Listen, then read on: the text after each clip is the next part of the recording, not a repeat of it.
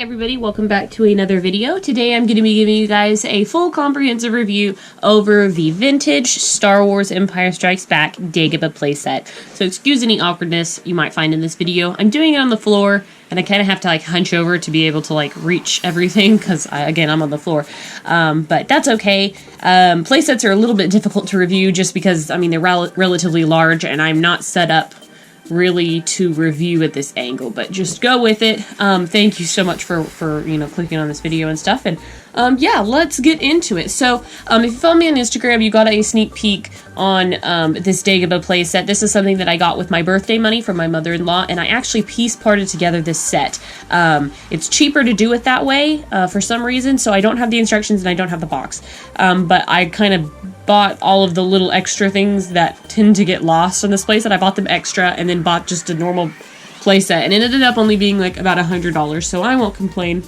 This is my number one playset that I've always really wanted from the vintage line, and so I'm really happy to finally have it, and I cannot wait to display it. So let me go ahead and remove the figures. All the figures I have are already mine. I had every single figure that could possibly go in this playset already, so this was also another driving factor as to why I wanted this. I'll keep them on the back there, but basically what it is I bought the levitation piece separate, which is this little hook that holds R2-D2 or Luke Skywalker. On the back it comes with a tree branch right there. There was also this levitation piece which lifts the boxes, and it came in a double pack. I didn't realize that this set came with it already installed, but I did buy an extra one, so I'm not sure what to do with it. And then I bought these are repro boxes, so reproduction levitation crates. They definitely don't look as good as the originals, but I can't find any originals online right now for any kind of decent price, nor in America, because shipping's always really expensive. So I bought these and they'll work for now. Obviously from the bottom you could tell they are not accurate. The only other piece that I'm missing is the adapter piece that goes on one of these so that you can lift R2 up like this. But you can also do that, this number here. So that might be one I'll get in the future. I'm not entirely sure. It did come with the Force battle pieces, these little dudes already. So good on that part. I didn't have to buy them extra. And then, of course, like most Dagobah playsets, it was missing its swamp. And so I made it, and I will have a video on how to make a swamp out of foam. I just used some old foam that we've had, and it worked pretty good. It's not 100% perfect, but I think it turned out fantastic, and you can fit a figure inside. I probably won't do it just to preserve the foam, but I did want it because it obviously makes the playset complete. The other part of the playset, obviously, is this swamp base and the tree trunk here, which is Yoda's house, or his hut. And I really like the base. Hopefully you can kind of see the detail. It's got some nice detail, like some stomped on bushes and vines and, just mud. It's all one color, but it works pretty well, especially for the 80s. This is just fine. It would have been nice if they could have maybe done some shading to it, but again, it is what it is. Obviously, the tree trunk here is going to serve as Yoda's house. There is a place on top where you can put a figure to have them play, and then the tree trunk, I think, is pretty accurately scaled for the 3 3/4 inch line. There's a couple hovels that you can have Yoda come in and out of. Here specifically, I believe you can see through. There's a little table there with some stuff, so you can have actually Yoda and Luke go inside the playset, which is really cool. I'll try to cast some light in there. It's quite dark, especially in this lighting, but yeah, you can see the little table, so that's cool. It's a really fun play feature. It's a really fun play feature to have, and I really enjoy it for that, because you can definitely, you have literally the whole planet of Dagobah on this one playset, and it works really well. So you have the R2-D2 sinking in the swamp pit, you have the levitation crates, you have basically Luke's training on Dagobah. Oops, I think they go this way. They fit better this way. Luke's training on Dagobah. Obviously, one of the things I think that comes with it is the backpack. I did buy this backpack along with the set to fit my vintage Yoda on, and luckily I have 2 Luke Skywalkers, so it works out well. But yeah, you get the backpack as well. This rock feature is really cool, and then of course you have back here the battle between Darth Vader and Luke Skywalker, or more philosophically, the battle with internally with Luke Skywalker. So you have that obviously because Darth Vader never really went to Dagobah, and then you also can put Obi-Wan kind of back here in the corner, just creeping, because you see Obi-Wan or Ben Kenobi in Dagobah a couple times, so, or at least you hear his voice. So that's basically it. I'll just move the figures out of the way and show you a couple of the play features. We'll start with this one here. So as you know, there is a small battle in Dagobah once Luke goes into the swamp, or the swamp forest rather, and then he fights Darth Vader and then reveals that it is actually himself, which does show kind of a large fear of Luke's, because looking into Darth Vader's helmet, he sees his face. And I'll just say right off the bat, the figures don't fit in very well. This one works just fine. But this one, if I put Luke here, he kind of gets caught. And it might be because of his accessories. Also, the figure stances are too narrow to fit this wide base, so you can't put both feet on there. I will try it with the retro Luke to see if it does any better. Okay, and here's my retro Luke, and his lightsaber, his arm holds it better. This arm is really loosey-goosey on my original, and his stance is maybe just a little bit too wide, but I think I can squeeze him on there.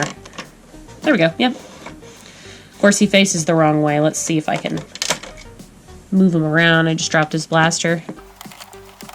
And the vintage one does work fine, the Darth Vader. Hopefully you can see him, but yeah, okay, this works better. So I think you're actually supposed to put Darth Vader on this end. Okay, so switching him around, you have Darth Vader. He's a lot more flimsy on this base, but he's kind of supposed to be in here, and he comes out. You kind of have to shove him in. And I'm a little bit worried about him falling off. But you do, I mean, you can have him battle Luke here, which is really cool. Luke, this retro Luke fits perfect. That's so funny. But yeah, you can have him kind of duel it out. And I think this is pretty sufficient for somebody, you know, a kid in the 1980s playing with a Star Wars playset. This is really cool. So yeah, you can have Luke. This is the retro collection, of course. So the other one is a little bit more difficult to put on, a little bit more tedious. But yeah, you do get that duel. So that's really, really cool. I like that effect a lot. And then, of course, like I mentioned, you can have Ben Kenobi kind of over here in the corner if you want. Yoda can also come out of all of these holes. This hole is large enough for Luke Skywalker to come out of as well. And so let's go on, I guess, to the other effects that you have. So on the other side of the swamp, which is what I consider like kind of Yoda's side, you have these little crates here that fit onto these little tiny sticks, kind of. A part of this piece, this is what the piece looks like inside. You've got these like little thingy-doos. And then the rock levitates them, and I think it does a pretty good job. It looks kind of realistic. They don't land back perfect, and if you do it hard enough, they'll just fly off. I'm not sure if that's just my reproduction parts that do that, or if that was common with the original crates, but this is definitely one of those items that gets lost. I can see that getting lost. But that's fun. It's another feature. Again, there's an adapter that you can put R2 on that just makes it a little bit taller, so you can like lift him up too, so that he can float, but it's not super duper necessary, especially for more of a display purpose. And then, of course, you have the swamp, which has dissolved in most people's sets, but remade, you can put like R2-D2 in it, and he can like sink into it. My foam might be a little bit stiffer than what came with it. I'm not sure. I don't know the consistency of the other one. Also, if I just cut one single slit. If you had done it in floors, it might have gone in a little bit easier. But I don't really want to disturb the foam a whole lot because I want to like keep it in relatively good tack. But and then there's also this is the Levitation Arm, and you can put R2-D2 on it or Luke Skywalker, and from the back there's a little stick, and you can control him and have him float. So here's Yoda using the Force on R2. Woo. So that's a fun little feature as well. And if you want to see Luke in it, I'll put him in it too. He fits a lot looser, but yeah, there's Luke floating.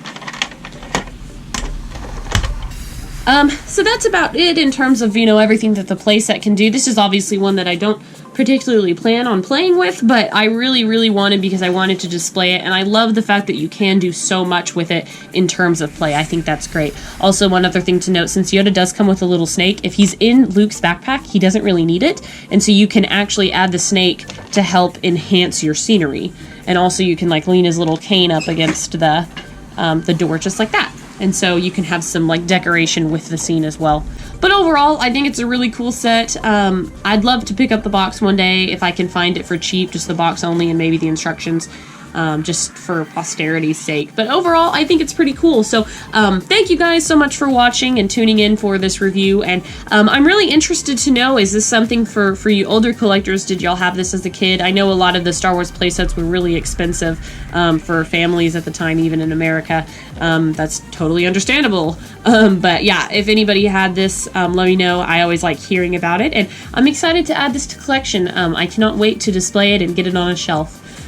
So anyways, guys, thank you so much for watching, and until next time, bye guys.